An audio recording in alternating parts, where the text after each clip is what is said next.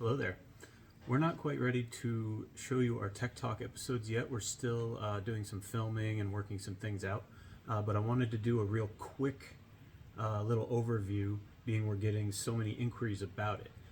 This is the new Cobra Jet.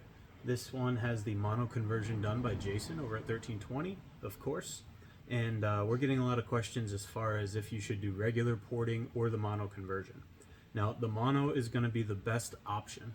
Unless you're planning on running the Twin 65, which really, if you're going to run a Cobra Jet, why? So this here is a VMP Twin 69. Obviously, it has 69 millimeter bores. The stock bores on the Cobra Jet are just under 65. Even when you port them, you're not getting to a full 69. So this means that even with a fully ported dual bore Cobra Jet, that it still is not even allowing full amount of airflow in through this throttle body. This seems to be the most popular throttle body for this application.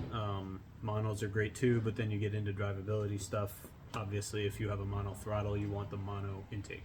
So, just to give you guys an idea of how the bore is sized, let's call it 67 millimeters,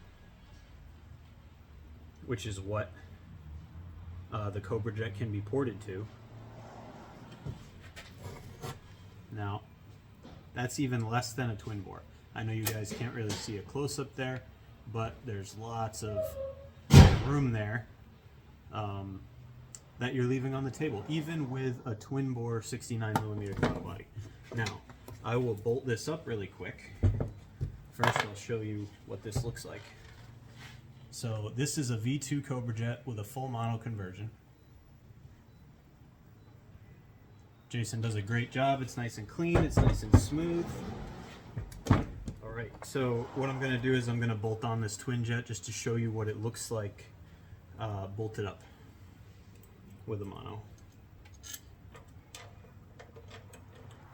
I apologize for the ambient chomp noise. We are open at the moment.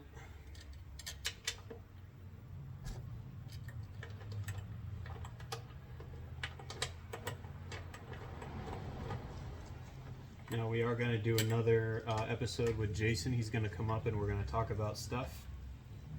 Probably bring his Lambo. And we will have a good time there. But in the meantime, this is a Twin 69. So if you open the blade, you can see that even with the mono conversion, there's a little bit of space and overlap. Now, if you did not do the mono conversion, these bores would have restriction all the way around them. But with the mono, you're getting the most flow possible out of this intake without really going in depth and cutting it open.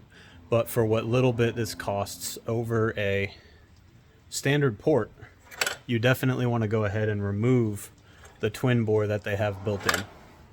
So that's what it looks like. We can do bundles on the intake. We can do whichever throttle you want. This is really the way to go for drivability, in my opinion, and from both a tuning perspective and a drivability perspective.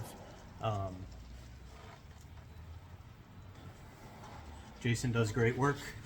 We'll look at the ports a little bit here. Like I said, we're going to get into that a little bit more when we have Jason come up for an episode, but this is just a brief overview on what we think the way to go is.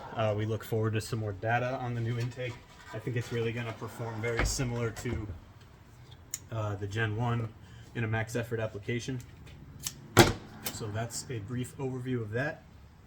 As always, get with us for Jason's intakes and we'll bring you a real Tech Talk episode and debut that a little bit, hopefully in the next couple weeks. Thanks.